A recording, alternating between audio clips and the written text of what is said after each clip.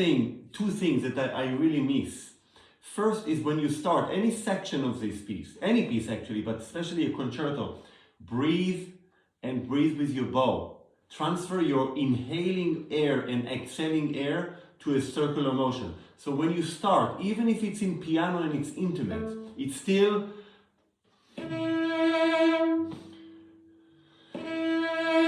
that's number one. And number two, regardless of the dynamic, actually much more so of where you play, use body movement. So if you play or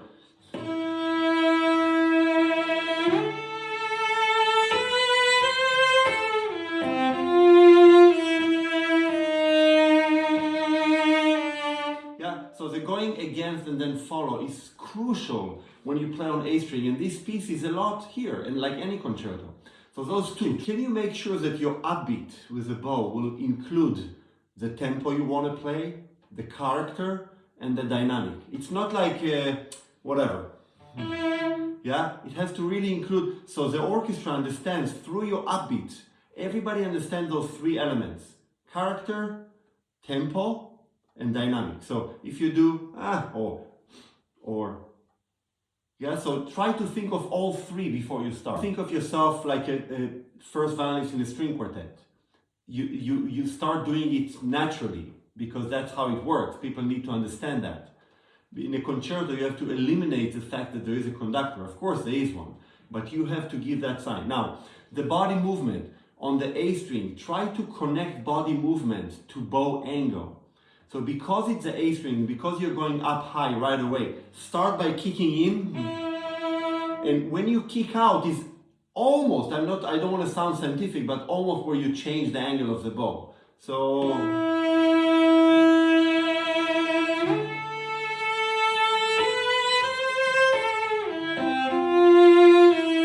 yeah, they work together, the bow movement and the angle of the bow. And you're very local in your movement. And thus the phrasing is very local. Like I can't really hear what you're trying to do. So once you start to breathe before and then activate bow angle and body movement, those two are like mandatory on A string. But you do it really well. You just don't activate it. Now, repeated notes. You do beautifully the claras, but when you have repeated notes like this one, that's a sign that I don't play these the same way. Or, and then, yeah, any chance you have, repeated note, in any music, but especially romantic, take it as a sign that I'm actually using a different vowel or consonant. Yeah, so I'm changing the color, even if I'm staying on the same quote-unquote word. So, different.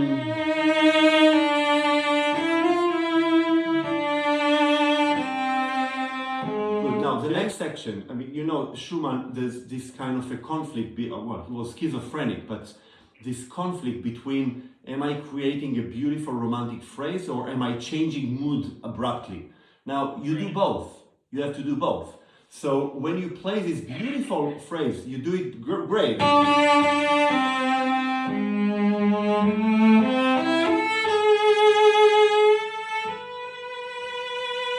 You have to kind of surprise yourself. It's an abrupt change. So this accent, even though it's not in forte. Now, you're playing it really well. You're playing it like you play a nice etude. But that's not an abrupt change of mood. That is a melodic line. So you're doing the abrupt changes of mood as a melody. You're playing.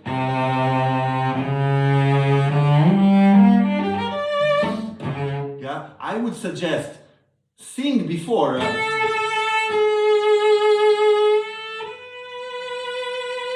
Abrupt change. And that blah! So I think that fits much more the character, his character, and help with your arm. When you get to the top position, when you play the D both times, yeah? Make sure that the door hinge helps you by going, yeah, forward. Then little clara, clara, but then go back to melodic character. Now here the change is on the C sharp. Yeah, don't play the C sharp D melodically and beautifully and calm. That's an awakeness. This section,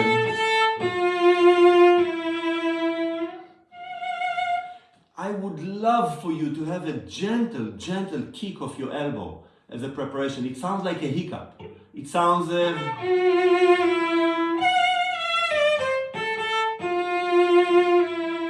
gentle kick. Then I love the clara you do here. But because it's the second time the theme comes, you played it,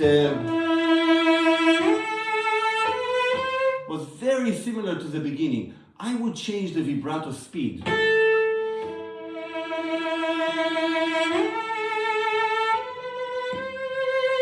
Maybe it becomes more intimate, but actually faster vibrato, but lighter bow.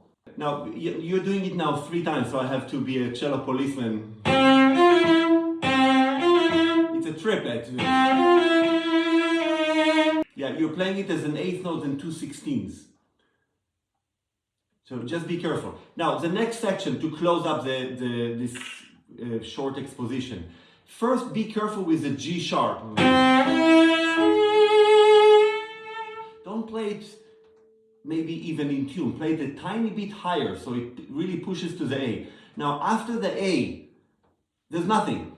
You're alone. And just the natural way of singing, I wouldn't make crescendo going down because of the forte piano right after. Just release. That's the one. So if you're slowing down and creating a crescendo, the forte piano really disappears. The forte piano is a tension chord that resolves on the D. Yeah, so you have to feel the tension on the A. Resolve. And then the C. Yeah, so those steps are really important for you to feel inside. Yeah, the harmonical progression. The color change is after you start the A. It's not on the A. But I wouldn't start the A right here when magic starts. That's where the A should change. Change.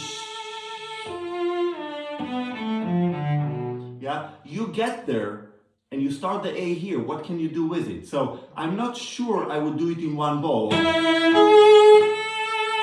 This needs a lot of air.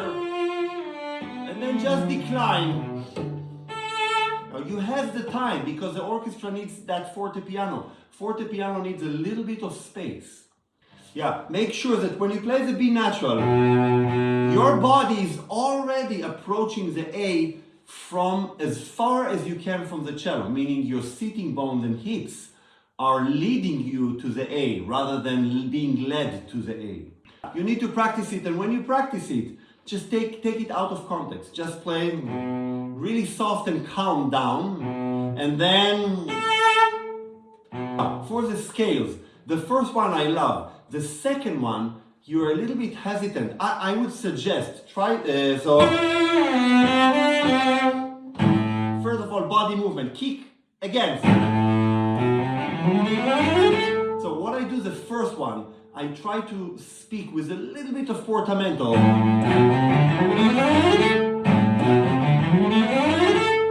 So it really speaks because it's really a huge surprise. But for the second one, I think instead of the low part of it, I think of the top. So I kind of feeling rushing through it. So you want to emphasize the two sides of the scale. First one, I would emphasize the beginning. Second one, yeah. When you get to the top, to the F, it's not a landing, it's a helicopter coming down because there's a real arrival sense. You do, but the chord after that is going to swallow you alive.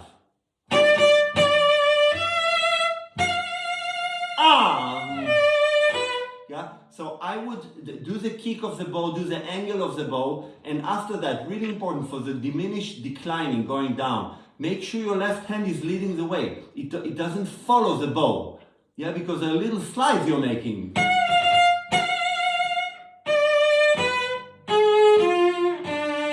Make sure you shift before the bow change.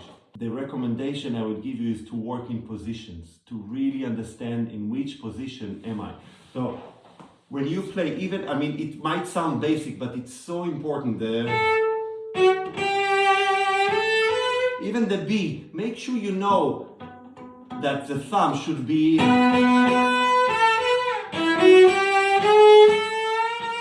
Now, regardless of fingering, wherever you go, you need to know where the street is. So if it's third finger, this needs to be an octave.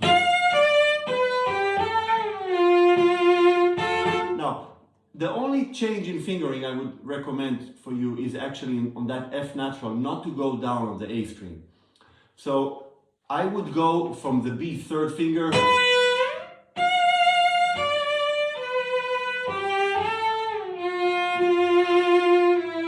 and then you're right here.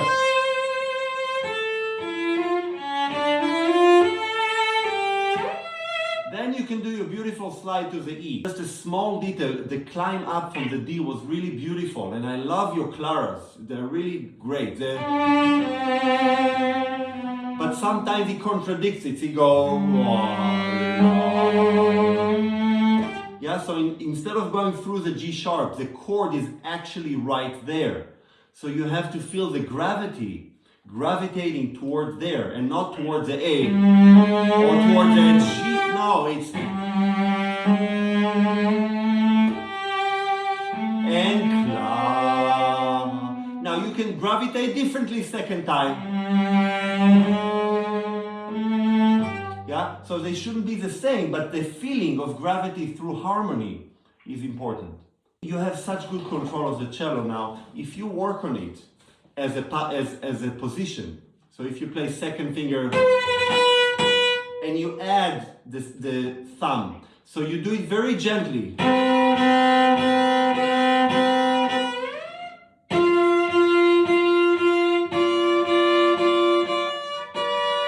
Now I'm playing 3 and 1, and then 1 and thumb, 2 and thumb, 2 and thumb, 1 and thumb. So I do the whole journey with a position in my mind. This is exactly.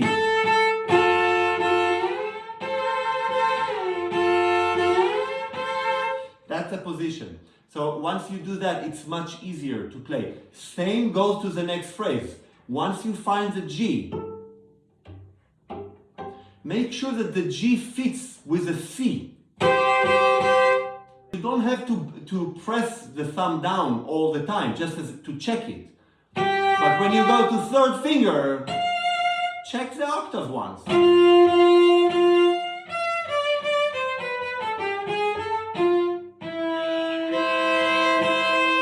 That's the way I would practice this section. Like Starker would stop you in the middle and say, okay, play it, where's the thumb? And you have to play exactly where it is. If you can do that and not keep the tension, that's amazing. Something about the triplet. If you can keep the same color on each character, so ta ta ta ti, ta pa ta tam, ta ta ta ta. So I would play 2, 1, thumb 3, so you keep the color, yeah?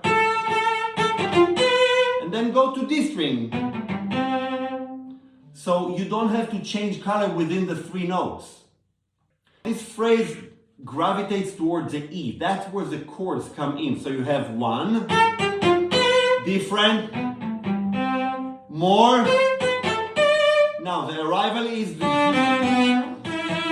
that's where the chord. So you need to have that in mind when you phrase it. Do it once and anticipate your shifts, because you're surprised by them. It's not in tune. I would make sure that I'm creating like in a Bach suite. If you take a pencil and you draw the line here, it will go up and down smoothly like a hill, not like a cliff. So that's the top.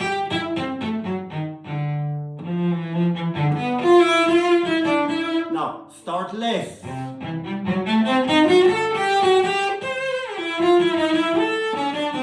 Okay, so the phrase will have much more musical sense. If you do it that way, when you go down, don't play with foo-foo sound. Yeah, so I would do much more small bananas in the frog. La da da ti, that's a climax. Don't be afraid, you can steal time in the low part and rush tiny bit and then pay back for it in the top. Lo pa ta to pa ta ta pa ta ti da da li da di da da da da da da. That's all top of the Everest. So you can do that. So the best way to practice stealing and giving time back is to put the metronome on the biggest beat you can. So that will allow you to steal time and to give it back. Now after that, I always give a little kick for the A for myself. Just to find that B flat so it's not too low. Now here you need a lot of angle, a lot. In, follow. Yeah, otherwise it really doesn't sound open, it sounds choked. Two things, can you develop on the first note? Develop the sound, the vibrato. Yeah, two. And then the second B flat, different vibrato. Same here. Develop the do.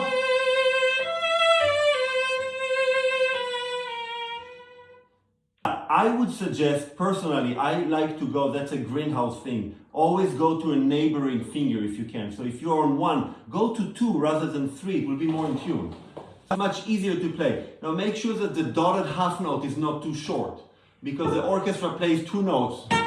Pam, pam.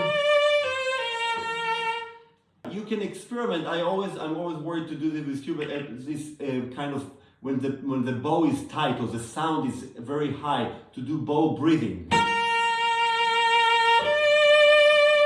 Yeah, to.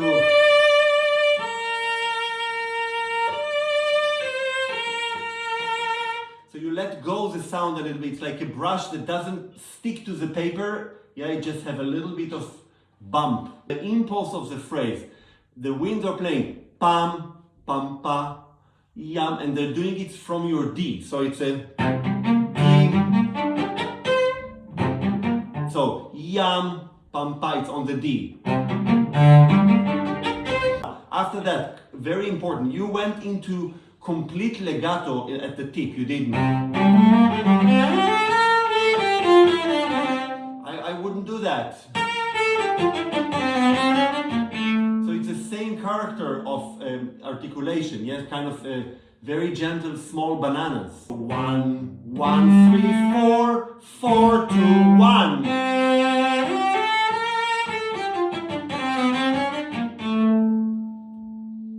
And here same, the impulse.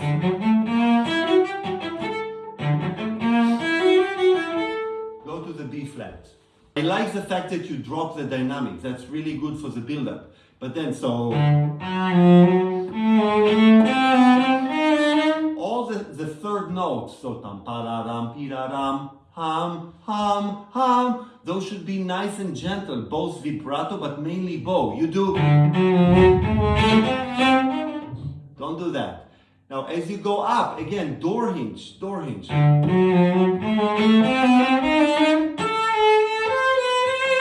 It needs help. Otherwise, it's too low.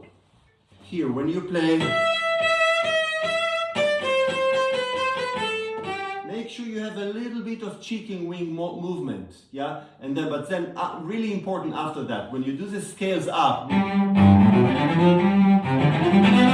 those notes, make sure they're not dead and flat. Yeah, so.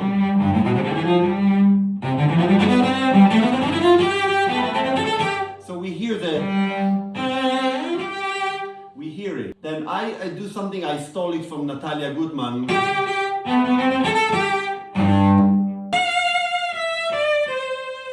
No, that's up bow from the B and from the A down bow. Here, you know, in the development of this concerto, I mean, you can stay the same way, but you have to pay attention more to the sforzandos that are coming in. They're really beautiful. So within these beautiful melodic lines that go up and down very, very logically, there's those accents.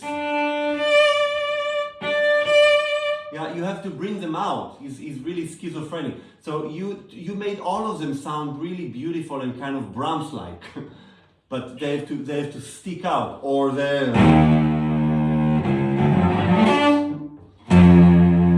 have to come out. That's what he wanted. That's what he wrote. So first, I would try to make sure that the D comes out as a sforzando.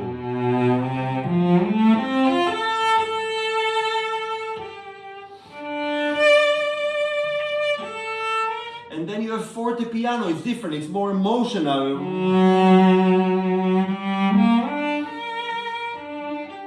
So the next group of accents are actually in forte piano, not sforzando, but the first one is sforzando. Try once down up.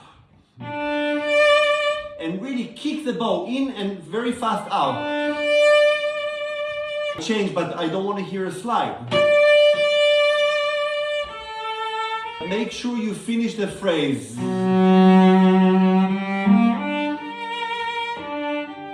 This G ends the phrase. The next G starts the phrase. Forte piano. There's no accent on the C. La da da di da da da di ro la. But let me a suggestion. What you do is beautiful, really. Just you're doing 2 slides in a row. You play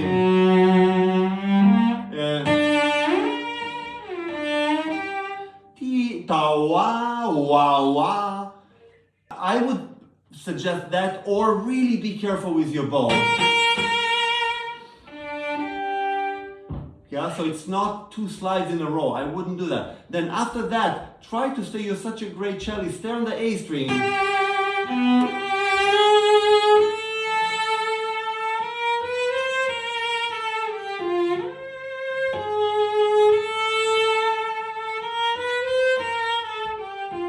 Don't make crescendo to the surprise. It's like 1, 2, 3, 4. So what I do is I speak it, but I do it all on up bow.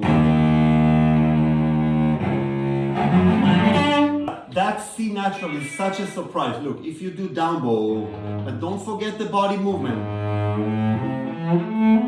Now you could do the whole bow.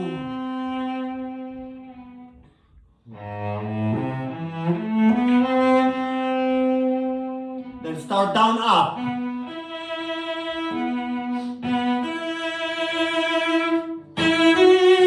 Then you can grow, so the phrase grows from nothing to a lot. Don't make diminuendo. Da di 1, 2, 3, 4. Don't cut the notes. Don't cut them. Pam pam pa pa pam. Then I would really recommend to do it on C string. Then you can start here. 1 color, different color.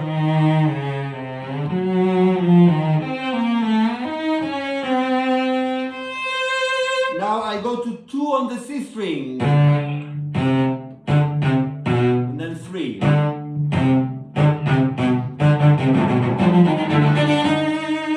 Okay? Always goes to.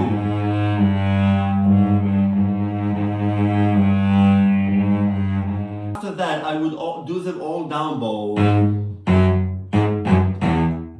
I mean, besides the 8th note. So.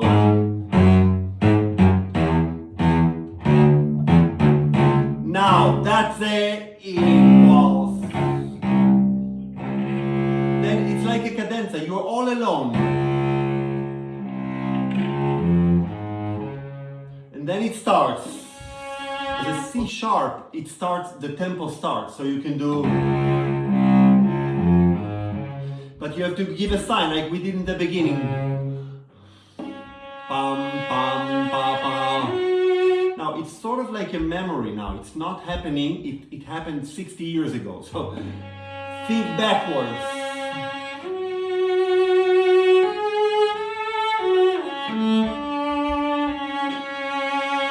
This is a typical Clara, but this one is not. Yeah, make is sforzando. Don't be scared of it, it's written. I would do on D string.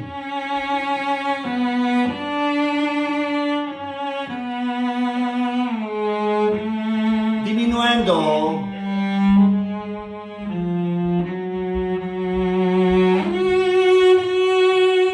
It goes to the second F sharp. You could do 3-1, so. And you can just stay in position. Look.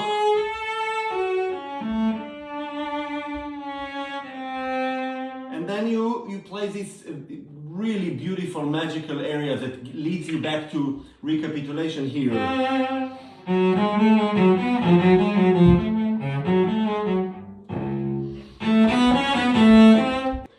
As you are learning it, it's very important that you understand the harmonic progression here.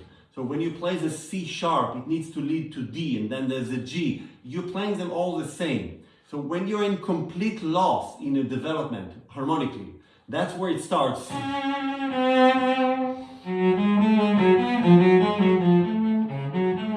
That's the lowest one. It's like you want to give up. You don't know where tonic is. You have no idea. That's it. You want to give up.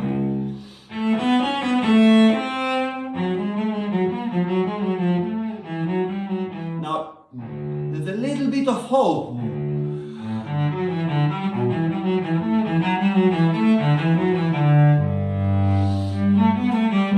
Yeah, so when you go from C sharp to D, G, G, G,